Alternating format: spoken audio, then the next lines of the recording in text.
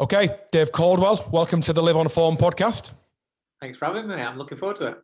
Fantastic. Yeah, well, thanks for being here, Dave. You're we're a big fan of your work at Human 24. Kind of known you a few years now. Since our PhD days. Yeah. But I guess just to give you an intro, not that you really need it, but boxing manager, boxing trainer of fighters like Jordan Gill, Tony Bellew, Derek Chisora, historically Hopi Price, amongst others. Owner Coldwell Gym, Sky Sports expert, pundit, father of two, and fellow Man United fan as well. Yes. Must be nice to.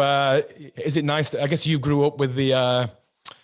You're a little bit younger than me, but I grew up with Liverpool being the dominating team with a Hamilton. They were when I was young. Right, I've been a United fan since the Ron Atkinson days when we weren't a bad cup team. It was about cup. I think 83 and 85. But it was the cup team, and Mark Hughes and developing them, and then seeing Fergie really take them to the next level. It was fantastic. And then the last 7 years, since my boy's been in football, I'm blaming him. He's not seen any success at Man United. You know what I mean? We've had the odd cup again, the odd cup game, cup success. Yeah. But he's not seen a true Man United. So it's actually nice to be up there in second place. It's nice to be in second place. But yeah, I can't wait for the good days to come back. It's weird because I remember my first memory of Man United especially was, I think it was the 82 FA Cup final against Brighton. I think we got a 2-2 draw in the first game, and Gary Bailey saved one in the last minute to keep us in draw, and then 86. I think we won 86. But I loved Gary Bailey as a keeper. I loved Gary Bailey. He was my favourites. It was crazy, wasn't it? That was a good. That was a good side. That was that.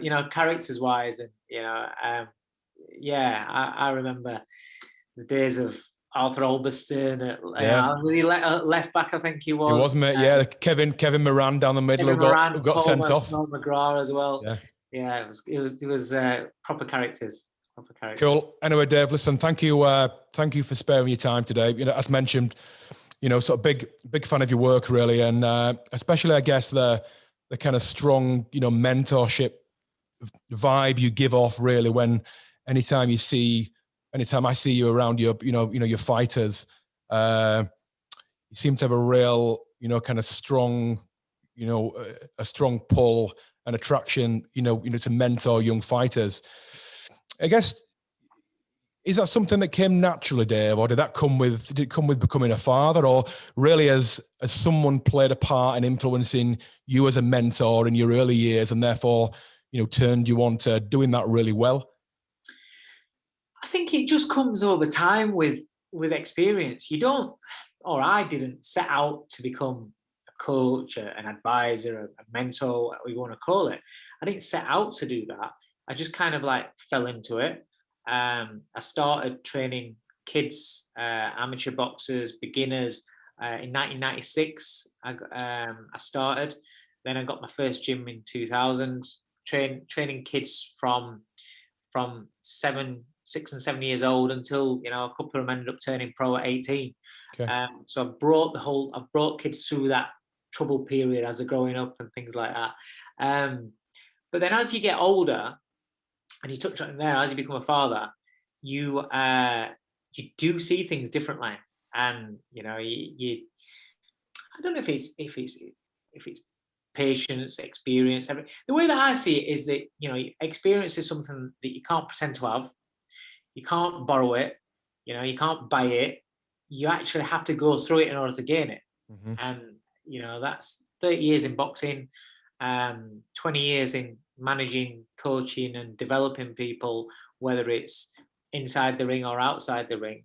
It is what I am now. It is what I am today. And then, 16 and a half years as a father, it's kind of all blended into today. And do you find patience easy to come by, Dave? Or again, is that a thing that came with experience? Were you in your younger years, were you an impatient guy? No, I've always been able to see the long game.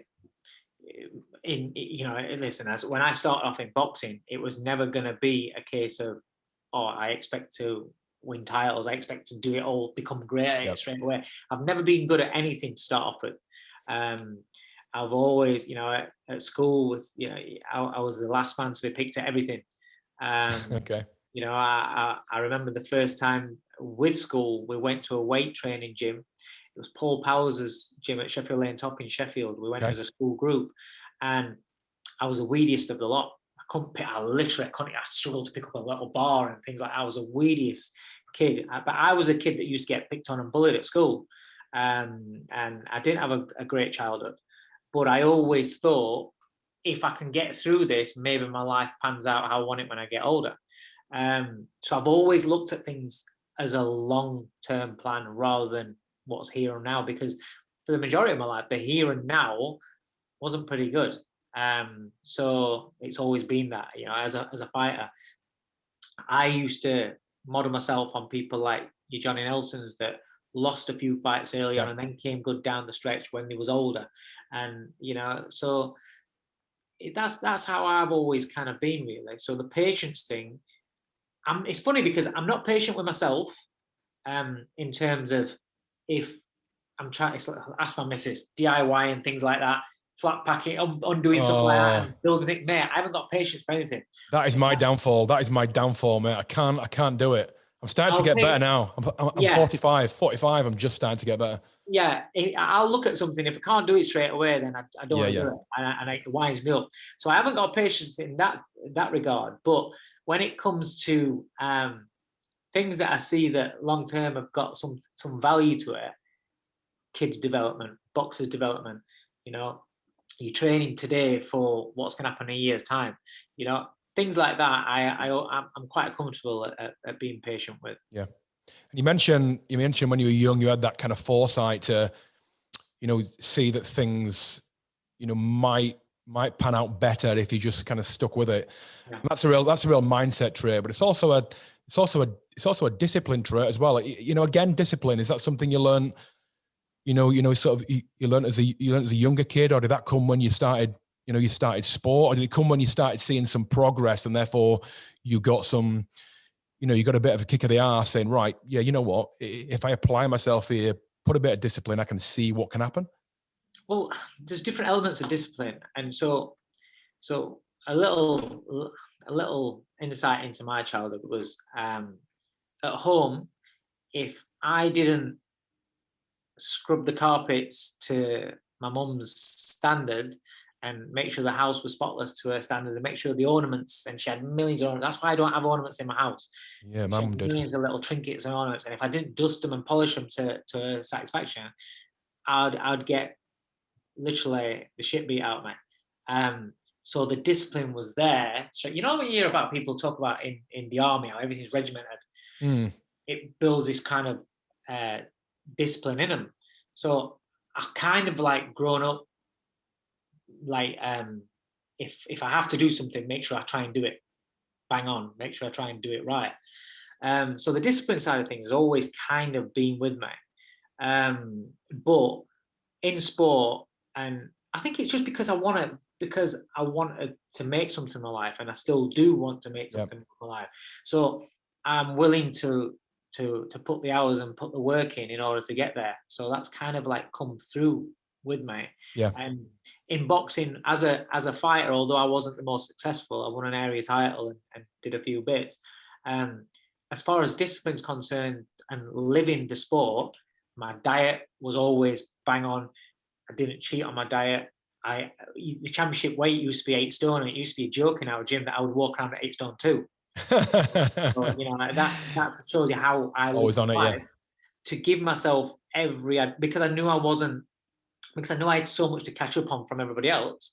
I would give myself every chance of trying to be a success. So that's kind of gone through from as a fighter to as a coach, and just how I live my life day to day. Do you look at those, I'm not sure if I call them lessons in discipline, but those things that you don't look back at particularly fondly, do you look back and take any any value and benefit from them? Or do you look back and think, do you know what, they were just, they were just all negative. There's nothing really positive I got from them. Well, I'm a big believer in that whatever happens, you have to find a positive out of it. Yep. You have to. I'm not saying I do. I have to find a positive out of it.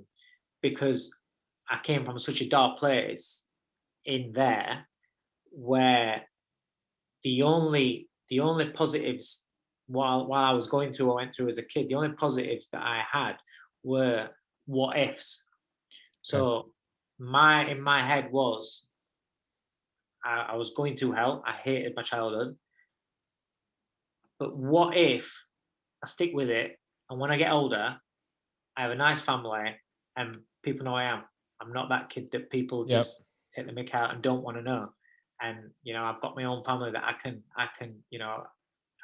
experience what you should experience with. Yep.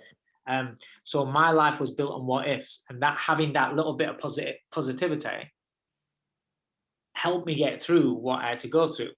Yep. If you don't look for that little glimmer, if you don't look for that like little sliver of light, you have nothing to hold on to.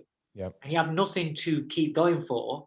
And all you're living there is in your own, everybody's got an idea of their own personal hell. I went through my own personal hell, and that was the only reason that I got out of it. If you can't find the positive in a negative, it's very hard to escape that negative once it consumes you, and once that is your day-to-day life. There are obviously the things that happen all the time. It's not, it doesn't have to be as deep and as dark. A fighter has a fight called off. They're devastated. They've been working so hard for that day. I will flip it around straight away to start getting into their mind straight away, rather than letting them get into that dip where then they just start pigging out. Yeah. And you lose the motivation, things like that. Straight away I'll say, okay, it's been put back 4 weeks. You've got 4 weeks to be even better than what you would have been on that fight night. So on the original day, you was ready, but you imagine another 4 weeks of training, you're going to be even better. So that's a positive straight away. So you start feeding that into the mind straight away. Yep. Then rather than focusing on I've done all this work, I've dieted, I've done this, I've done that, all for nothing.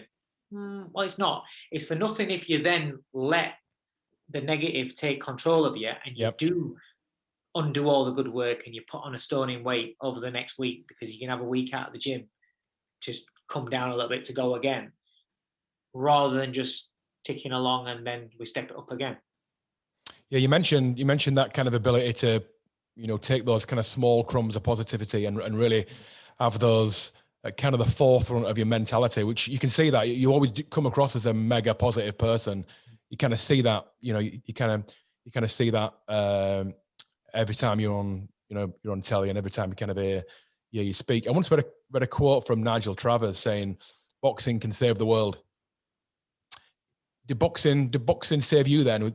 Is that something you put your heart and soul in, and therefore transform that negative type of discipline into a place you could build disciplined, positive habits?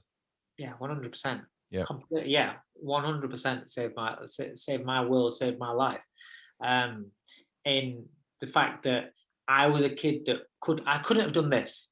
Yeah, I couldn't have spoke to it, as simple as it seems. Somebody that I didn't know speaks to me, I start sweating. I would have been in a gym where when everybody's in the gym and you train alongside people, fine.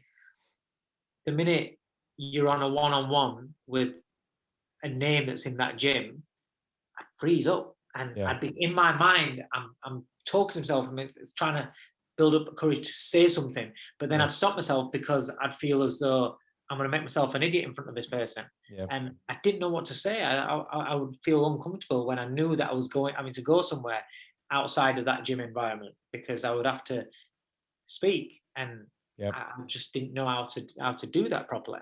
But over time, in the gym, building relationships, being in that environment, and getting more confident, sparring and hitting the bags, and you feel better about yourself, you feel more confident about yourself, it develops, and your personality develops. And, you know, so yeah, boxing without a doubt. If I hadn't have had boxing, then I don't know. You know, I wasn't a kid where you say, oh, you'll end up in jail or you done that. No. I wouldn't have done that. But I wouldn't have. I wouldn't be as at ease with myself as what I am today. Yeah, so it's that consistent kind of building of self-esteem, isn't it? Through, you know, positive reinforcement, going in, doing a session, succeeding at that, taking your success out of your session, and then putting that into the rest of your life and building until you built, you know, that armor up to a point where, you know, you feel like you're not an imposter anymore. You know, and you do belong. Yeah, don't get me wrong. I will always have that side of me and that part of me that is never satisfied. Yeah. Always.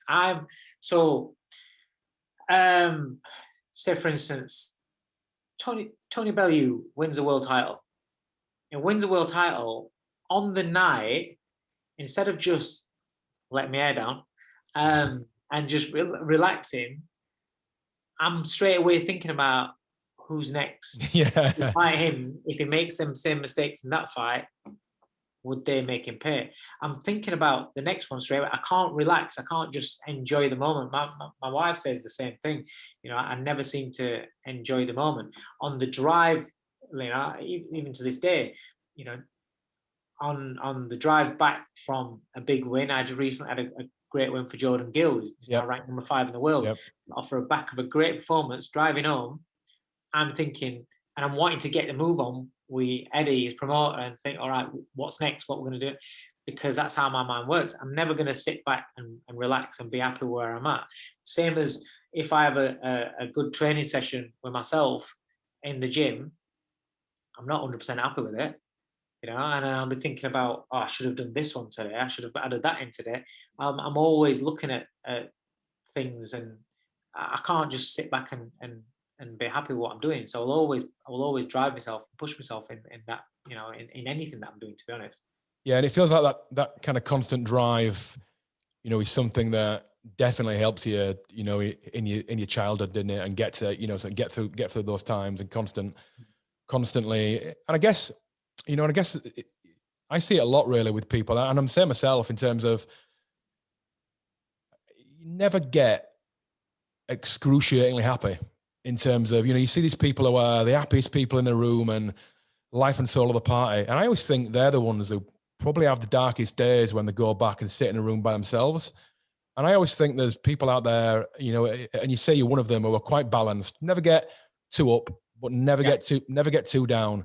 You know, it's a little bit stoic. It's probably a little bit of a Yorkshire thing. I think it's a real kind of Yorkshire trait, you know, if you want to get, you know, kind of parochial about it. Because it's something that was kind of bred into me, really. My parents are the same.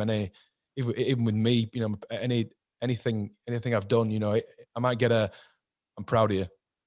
That and that's it. But there's no real, you know, massive elements of, you know, sort of joy and happiness. But then there's no massive fluctuations and drops into negativity. And I think that helps keep you keep you purposeful and give you a meaning, really, because then you're always looking for the next thing and the best thing to do.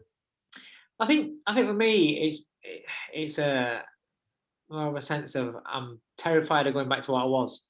Mm-hmm. So I'm 45 and I'm in really good shape. You know, I train all the time. I'm very responsible about what I eat. Yep. When I was a kid, I was your puny, skinny weed, and I don't ever want to go back to that. For me, so I'm one of these types, body-wise, where if I didn't train and if I had a couple of bad meals, I'm the type of person that goes skinny fat. So I'll lose any shape up here, and I get a little tubby belly on me. So I don't want to go to being that sort of build, because also I'm short, believe it or not. So people like to remind me that I've had 45 years of being short. Yeah, I'm sure you've got used to it, mate. I'm sure you can. I'm sure you've got your answers ready. But when you're short and you go skinny fat as well, it's not a good look. So I'm kind of like I'm working hard to make sure I don't go back to that. And also on a success level, on a you know, providing a lifestyle level, I grew up having nothing, and not having trainers that didn't have holes in, and shoes that didn't have like flaps and stuff like that. I don't want my kids to experience anything that I went through. So I will always drive hard to try and make sure that we don't, that never happens. There's a couple of things there, really. I kind of like to, I guess you get a lot of questions on your fighters' training cycles and and training plans. What about you? You mentioned you stay in great shape. What's your what's kind of your self-care plan? And I'm sure you need to fit in around your work and around your family. I know you're big into doing the school run like myself. I like to do a school run here and there. But what's your own personal care plan? Training, nutrition, sleep. How do you keep in shape? So sleep's bad. Really? I can't switch off. Sleep. I've never ever been a good one for sleep. Never. Is that during training camps or all the time? Really? Literally all the time, because I never switch off. I just can't.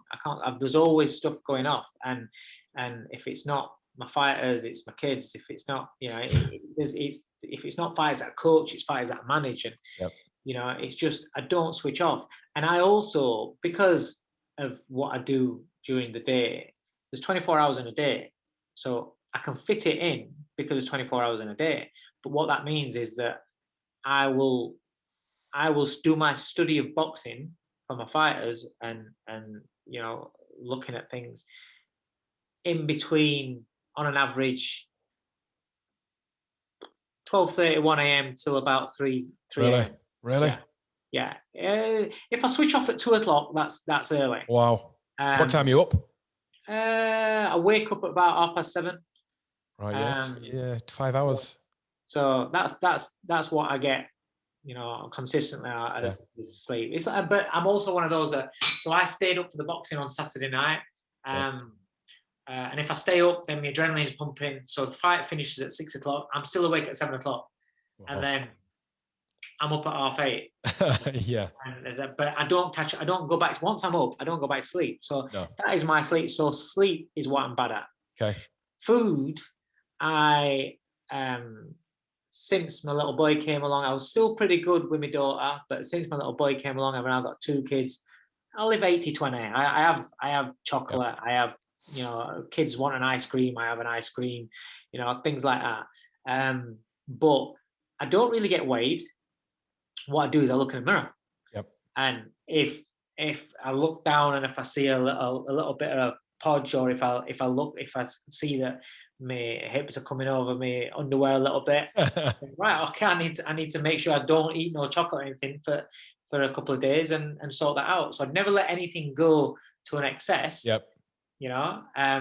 But so I live 80-20% on when it comes down to food. But training wise, 6 days a week. And what sort of stuff are you doing, Dave? So this is the key. At 45 years old, I've got bad elbow injury, I've got a bit of a shoulder injury. So I work around it. But also, I think you have to change things up. Yeah. To keep fresh, because when you train at consistency, what I do, and my life is training other people, so I'm getting blasted all day in the gym. Yep. To find the time to train as well, the motivation to train as well. If right, for 4 weeks I'm going to do this, I'm going to do that, I'm going to do that, it gets monotonous. Yeah. So when I was before lockdown, I would train at Bannatynes and walk in the gym. See, you have an idea what you're going to do, and you walk in, there's somebody on that machine, there's somebody on that, you know what I mean? And it's like, well, what am I going to do? So I make up what I'm going to do on the spot.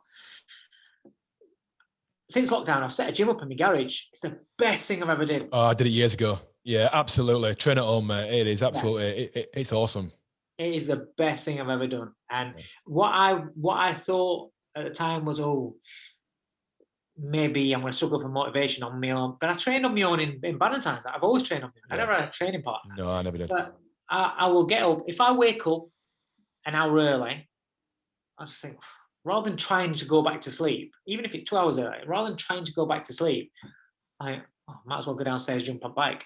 Yeah. So I'll go downstairs and jump on bike for an hour. So my routine is always, I'll go on the bike for an hour to warm up. And then while I'm on the bike for an hour, see what I feel like doing.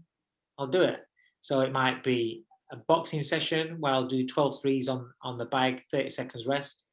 It might be, I've got these bars, I forget what they're called, they're like gravity bars. Okay. So I'll do a session on them, a body weight session, dumbbell throw about some dumbbells, or I'll do a circuit. And then I've done at least an hour as a warm-up, and then I've got my session. Yeah. So I'm getting some good work in, you know. But it depends on what I feel like each day. And one day I might actually have the idea of, right, I'm gonna go downstairs, I'm gonna do some bikes. Go downstairs and then think, do you know what? I'm gonna do some weights today, or I'm gonna do some battle ropes today. Yeah. I'll change it up. And that keeps me fresh, because I don't know what I'm gonna do today. It's whatever I feel like. And as long as it's my whole body that's getting the work. So I won't just do chest, yeah, shoulder, that's it. It's a bit of everything. And it's the best shape I've ever been in. And I say that because numbers don't lie. When I was a boxer, I wasn't one of these that had a high output of punches per round on a bag. Okay. But now I can go and go and go. Wow. Like literally non-stop, you know. And so I am fitter than ever I've been. Only thing is that I'm not as fast. You can't change that. But I don't believe in age being something that we have to accept that it's gonna stop us from being as fit as what we were when we were younger. No. When I do body weight stuff with the fighters and things, you know, dips, press ups, whatever, I blast them all out of the water, you know.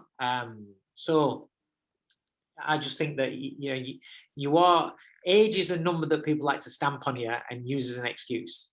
Yep. But I will push back my advancing years whilever I can. I know you've got an interest in longevity, so I guess you're probably like me. It's you're not looking to live to 120, but you're looking to be fit and strong and able, and have that ability to be vital into your latter years. So you want to be in that gym at 75, 80. Yeah. Quality of life, 100%. So me and my little boy have a laugh all the time, and people around me will say, "Oh, wait, a couple of years he'll be out doing, he'll be doing this, he'll be doing that." Nah, he's gonna keep pushing me, and I'll keep pushing him. Yeah. For as long as I can, and I don't want to. I look, my wife's got thank God, both the grandparents, both sides of her grandparents are alive now. They're in their 80s. But I see some people, my dad at 40 years old, he was like an old man. Exactly the same. He never took me for a kickabout. His idea of kickabout was just booting the ball as far as he can and making me run and fetch it like a dog, like throwing a stick for a dog. That was his idea of a kickabout. I play with my little boy. Yeah. We wrestle, we go on a bike together, we train, we do leg circuits here, we do full sessions together, then we play football together.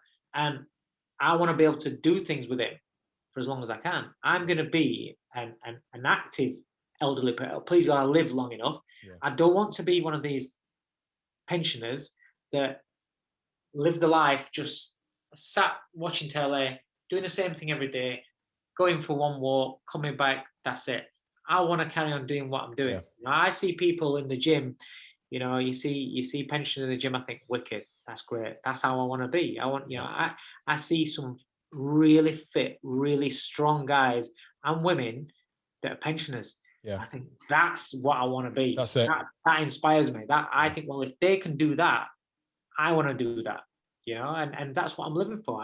I don't want to live to 70, 80 years old if I can't do what I'm doing now. Yeah. You mentioned you mentioned your training, and there's a lot of I know what doesn't get covered a lot is the punishment that trainers take on the body, right? When they're training, fighters. It's all about the fighters having the punishment, the deprivation of the diet, the strict weight loss. But then you've got your trainers like you in the background who's got the body pads on, and you're taking big shots from a Chisora or a Bellew. How do you? Yeah. I mean, that must require maintenance on a what at least a weekly basis. But I mean, how do you do for sports therapy and Did you do any osteopath work or anything like that? So I go to a chiropractor twice a week. I have to see him twice a week, at least twice a week. I see him. And I get adjusted, get my body put back into place, and then somebody's at my door. Can I just pause you a second? Yeah, go get it, mate. Yeah, absolutely. Is it Amazon? I don't know. It probably is in my family. It usually is with me too. Yeah. What was I saying now? Osteopath. Oh yeah. So I go and see the chiropractor twice a week. Chiropractor. And I have that many injuries. You know, it's just an absolute nightmare. I'm gonna have my dog now barking nonstop. Oh, don't worry, mate. I've got 3. Give me one second. Let me just shut that kitchen door. So lock him in. Right, I've locked him up back. That's it. That's okay, mate. He's a big dog, so he's noisy. What sort of dog you got? He's a cross, a Newfoundland between a Newfoundland and a German Shepherd. Oh yeah, it's a big old lump. Yeah. Big dog. We've got 3. We've got 3, but they're not coming. The big dogs, but they're not quite that big. All right. They're great, mate. They're great dogs. Love them. Yeah, I love them. Yeah, so I go and see my chiropractor twice a week. I have problems with my neck, my shoulders, my lower back. But the worst part is my I've got in my right elbow, I've got tendons that are damaged, ligaments that are damaged, and I've also got golfer's elbow. Yeah, we're golfing life, but so that's a bit like tennis elbow, right? So it's just repetitive strain. So basically, I need an operation, but because it's such a big operation, they said it'll be it's 10 months recovery. Wow, really? I can't take 10 months recovery. No. So I just have to basically, I just tape myself up. I kind of have to lock my arm in a certain position and just keep it locked, and then I just go about my business. And the pain that it gives me is pretty brutal, to be honest. But you have to work around it. And I've always been one of those people that I've always kind of like work around it. In fact, the issue with the tendons came about with Bellew. So we're talking about years ago. Yeah. And it's just carried on. Then obviously ligaments and everything else come off the back of that. But it's just part of the job. And you know, it's a case of if you can't do it, then you have to get another job. But I love what I'm doing. So that's another reason why I don't train many fighters now. I only train the odd fighters. Because you know, my body just can't take it. So you have to love what you're doing, and you have to do what you need to do, but you can't let it, you know, cripple you. Because I still want to, like I said, I still want to do stuff for my family, do stuff for my kids, and have a life outside of boxing as well. Yeah, you mentioned your kids. You know, I watch your stuff on Instagram with your little boy playing footy and stuff. They always inspire me. I just started taking my little boy's 6.5 now. Lockdown was interesting actually, because we've got our own gym here, and I was taking him over pretty much every morning, and now he's gone back to school. I'm kind of missing my little training partner. Oh. Yeah, I used to take him over and do a little bit of. He's got his little routine. I just do it around like general physical preparedness. So just a bit of box jumping, couple of push-ups, a bit of throwing. You know, I take him on the pads a little bit. He enjoys a bit of a punch, but it's great to see. It's great to. I always think as long as he's over there with me, he's seeing that I'm doing something. You know, I always kind of think, you know, you should. There's that famous quote. You know, you don't explain your. What was it? Don't explain your philosophy. Do it, or is it embody it? Something like that. And I think that's a really interesting thing. You know, I think if your kids kind of see you see you over there doing something, and they pick up those habits that are, you know, they're kind of ingrained in them. I guess what's the thing you've learned from boxing that you, or the most thing you've learned from boxing that you can pass on to your kids? From boxing, I don't know. It's just from life in general. I learned how to be a dad from what not to do as a dad or as a parent from what I had. So I never had a parent that said, "I'm proud of you." Never said, "Well done." Never, you know, didn't really tell me that they love me, to be honest. No. So I know how that feels. I know how it feels when I was playing football and you're looking at the side of the pitch seeing, are your mum and dad going to turn up? And you see everybody else's parents and you don't see your own. So I know how that feels.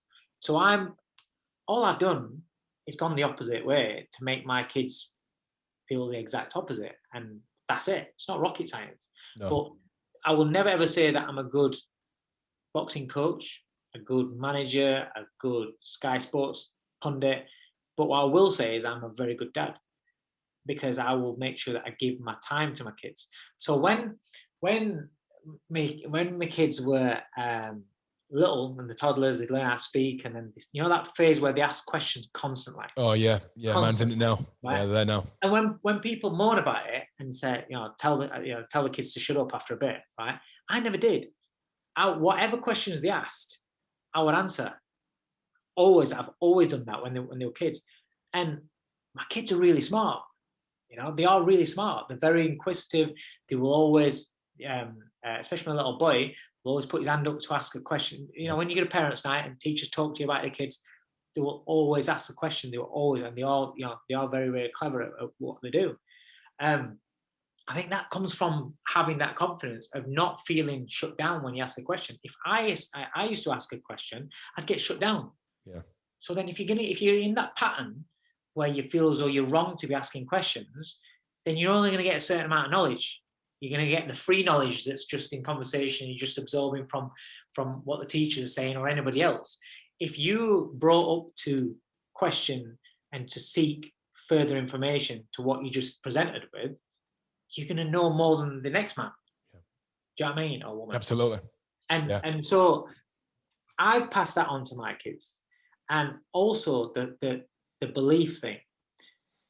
I had it where my mother always said that I would never achieve anything. Didn't believe I could do anything. Still to this day, don't think I've achieved anything in my life. Really? 100%. And does that get to you now, or have you kind of just got so used to it that you know what? I've got used to it, but yeah, it pisses me off. Yeah, it must do. It still gets to me. Because doesn't matter how bad a relationship is with a parent, you kind of have that thing where you still want somebody to just say approval. Yeah, you still want approval. Of course you do. Yeah. So that still gets to me. But I handle it. I make up for it because I've got my own kids. And I've brought my kids up believing that if they're willing to work hard enough, why can't they be the best? Yeah. Why can't you? And my little boy, he plays football. He understands he studies it. He loves it. He understands it. Gameplay, tactics, everything. You sit him down and talk to him about football. You think you're talking to an adult. And that's what everybody that comes across him can't believe. It's like talking to a man down a pub about a football, about a football match. And I've always ingrained in him that if he's willing to work hard enough, yes, he can be the best. And if you ask him what does he want to be when he grows up, he won't say he wants to be a footballer. He'll tell you he wants to be the best player in the world. And why not? Because somebody, and it's what I say to him, and this is what I say to my fighters, somebody somewhere is going to grow up and become the best footballer in the world. Yeah, it's going to happen somewhere. So why can't it be you? Somebody somewhere is going to grow up and become the best fighter in the world. So why can't it be you? Yeah. But people, what a lot of people do is they're afraid. Some parents, they're afraid of the kids dreaming too big in case it doesn't happen. Because the odds are stacked against you, it's probably not going to happen. So don't set your eyes too high, because don't set your sights too high, because you're going to get disappointed in this. Yeah. But teach them about how difficult it's going to be and how to handle it. Make them understand how difficult it's going to be and how to handle it. And then when it doesn't go wrong, it doesn't go right, it's not going to cave the skull in. It's not going to make them fall to bits, And my kids aren't worried about making a mistake. I say I'm a football coach, so I coach my little boys' team. Okay. I've done for 4 seasons, and I see the amount of kids that when they make a pass and it doesn't get to their teammate and they make a mistake, they look across at the dad, or they look across at the coach, and I think, why are you afraid of making a mistake? Or more importantly, why are they making them feel afraid of making a mistake? because that's how they're gonna, by pushing yourself, you are gonna make mistakes. Absolutely. But that's how you're gonna become better. Yeah. And my little boy understands that. My kids understand that they're gonna make mistakes. My kids understand that they're not always gonna be out on top. Yeah. But as long as they're willing to work harder than anybody else, why can't they be a success? So where do you sit on natural talent versus hard work then, Dave? I guess, I mean, you must have seen a lot of boxers. You must have seen a lot of naturally talented, athletically gifted, fast boxers not get as far as lesser talented boxers, but with a stronger work ethic and discipline habits. So frustrating. Yeah. So when people say talent versus natural talent, I don't believe in natural talent. I think some people can absorb information better than others, quicker, comprehend it better than the next man. Some people physically have got genetically more gifted than others. Yep. So somebody's got fast twitch, they're going to outdo somebody that's not.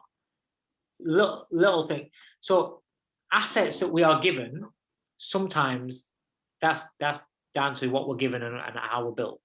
But there was still a lot of people like that. You know, if you look at your Ronaldos, there's no coincidence that the best in the world, you know, what they did different to everyone else is they literally practiced and lived it, and it became their obsession. And it's what they did in their spare time. It's what they did when they thought, they dreamt about it, they thought about it, and you know, that single-mindedness to get there. So when I see, and I hear it with my little boy, and it drives me nuts. When I hear people say, "Oh, he's a natural," I think that's an insult to the work that they've put in and to the work ethic that they've got. It looks natural because they work the bollocks off for it. Yeah. Do you know what I mean? Yeah. So if my little boy has 2 weeks off, we go away and I said, "Don't touch football." He comes back. It's like he's never kicked a ball before. That's not natural. Some kids are. It's like when Naz used to. I used to train with Naz, and Naz would have a month off the gym. Come back day one, you'd look at his spar, and you'd think he's not had a day off. You can believe that, yeah. That, you know, some people are like that. Yeah. But then there's others that are at the top that are not like that, and they have to work so hard, and they will outdo the naturally talented person because of the work ethic. It's great if you've got this natural talent, this natural, the natural genes, the genetics, you know, the fibers, the mental makeup, all that you need for success. But if you've got all that and you haven't got the work ethic, you will get found out. You will get to a point. That's it. You'll get to a point. There's a difference between these guys, Ronaldo, your Messi's, in boxing, you know, your Roy Jones, your Pernell Whitakers, your Bernard Hopkins, your Floyd Mayweathers. These guys stay at the top for decades, right? For a decade, stay at the top. Do you know how hard that is to stay at the top of your sport when everybody else is coming, everybody's seen a formula, trying to copy that formula and do what you're doing and add to it. Each generation is trying to be better than the previous, but yet they're still at the top. They're still at the top. That is a mentality. And there's so many different parts of sport that you need to get right to be elite. That's why you can be very, very good, but not elite, because elite's next level. And that takes so many different things. Added to that, perhaps a little bit of luck as well. Maybe not, you know, not suffering from bad injuries. Yep. You know, it's stuff that's going to debilitate you and stop you from coming back. You lose that half a yard or that bit of timing, or, you know, having that little bit of luck, as well as talent, as well as work ethic, as well as being in the right place at the right time. There's so many different components to it. And your mind and your mindset and your attitude will help you figure out everything else. If you haven't got the mindset, then you'll only get so far. Yeah. Who was your favorite boxer growing up, Dave? Who was your inspiration? Was it someone you trained with? Was it someone locally, or was it someone in the States, or a big name? Sugar Ray Leonard originally was my hero. I read his book, actually. His book's interesting. He's such a nice guy. I'm so lucky that I've met him a few times. Yeah. So Sugar Ray Leonard, Roy Jones, Naz was a big hero of mine, but it was weird because he was my mate. I was training with him, so it's like, you're inspired by him, but you're around him.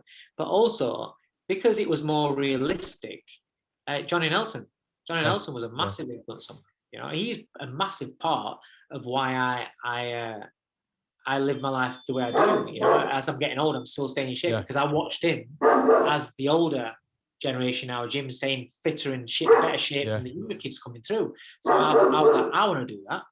And he had his best days, didn't he? Really, towards the end of his career. Towards the end, yeah. And that's by looking after yourself. And who do you look to now? Who do you really like now? Who do you think is pretty special now? I love Lomachenko. I know he lost his last fight. I love Lomachenko. I'm a big fan of Lomachenko. Big fan of Terence Crawford, Canelo, Shakur Stevenson, who's coming through as a young kid. I really rate him. I like their attitude. They have an elite mentality. And I love the mentality. Andre Ward, for me, his mindset and how he looks at things, how he dissects things, and how he reads things, I love it. He's somebody that I'm very fortunate to have met a few times, and he's somebody that I love to speak to. And I could sit and speak to him all night long. He's got such a great attitude. So what's next, Dave? What's next for you personally? What's next for you with your fighters? What's your 5-year plan? Are you looking to stay around 5 years? Are you looking to exit earlier? No, I've got Hopey Price is 20 years old. So, well, it was 21 last week. You're going to go with him on the journey? So I'm stuck with him. So that's what, another 15 years, mate? No, you better get the elbow sorted. I want to get him out in 10 years. But yeah, Hopey Price, Jordan Gill, and Lerone Richards. They're my three focuses right now as far as fighters I'm coaching. Lerone's fighting for European title next. Jordan's just gone top 5 in the world, so he's on the brink now. And Hopey, I think, is by the end of this year will be known as one of the best prospects in world boxing. So yeah, I'm loving work with those. I'm excited to watch my kids grow up. My daughter's, doing fantastic in her music. She produces, she writes. Brilliant. She DJs. So she's only 16, but she's a great talent with that. And then there's my little boy, who his attitude is something I've never seen. Him and actually Hopey and Jordan have got they get on with him really well because really? they've got similar personalities. Wow, yeah.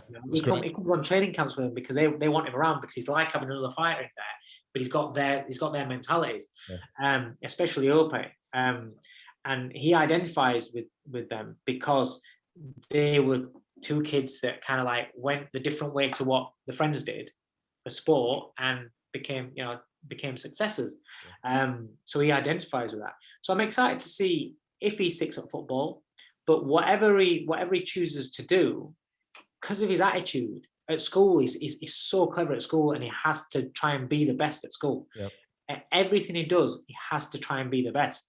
So that kind of attitude, but yeah, he's very polite and he's got a great heart, and he understands that sometimes you don't win, but he's got a great attitude. So I'm interested to see how he grows up and whatever he does with his life. I'm interested to see how that develops. And there you are. That's something I'm excied about, to be honest. Think he'll go into boxing? No, not if I can do anything about it. No. Oh, no. That's the last thing that I want him to do. We fight, we wrestle, we're very, very physical. We're always fighting. And I never, I've always, he's immensely strong because I'm not one of these dads that let the kids win. Don't let them win anything. Listen, I said to him, if you're going to beat me at anything, you have to earn it. Yeah. You have to earn it. None of this slowing down when we're having a race, slowing down so you can catch me up and beat me. I'll slow down so you can get within a meter of me. I think he's about to win. And then pull away. That's how you have to be. And when we're wrestling about and things like that, and I'm using all my weight on him and everything, and I've got it in him to make sure he fights back. He can fight, mate. He's immensely strong. He's very, very strong. But it's that mentality. Yeah. Don't care how big they are. you can go up against him, and that's how his mentality is. And you know, I've only got a couple of years left while I'm stronger than him. I know that. You're gonna be gutted, mate, when he starts pinning you down. That's when I start cheating and hitting with frying pan and things like that. That's it. That's when the weapons come out. Yeah. Yeah. Anyway, I can't let you go without asking you one question. Fury or Joshua, who takes it? Do you know what? I can't wait for that fight. It's gonna be awesome, isn't it? That is huge. You know, the build. You think they'll get it? You think they'll get it in Britain? Think we'll get it where? In Britain?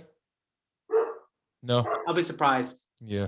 Maybe a rematch, maybe the second fight. Yeah. But I'll be surprised. I think a site fee from Middle East will come in. I think that'll be huge, and I think it'll blow out everything out of the water. Also, I don't think we'll be able to have 100,000 fans in at Wembley. Yet. So what's the point? Yeah, I get that. I think they'll want to wait for that maybe. But it's going to be massive wherever it is, and I can't wait. Listen, it's one of those fights. Both men can win it. Yeah. You know, both have assets that can upset the other man. But I would have to make Fury as favourite. Yeah. I would have to make Fury as favourite. But Joshua really, really live underdog. Yeah. Cool. Dave, I'm going to let you go. Thank you. Thanks for your time, mate. I appreciate that. I appreciate you taking an hour out of your busy day. I know you're ready for the school run, so I'll let you zoom off, mate. Thanks very much. Cheers, mate. Sorry about my dog in the background. Don't worry, I'm more than used to it. I've got 3, so they make a much more noise. So, cheers, Dave. Thanks for your time, mate. Nice one, mate. Cheers. Take care. Bye-bye. Thanks. Bye.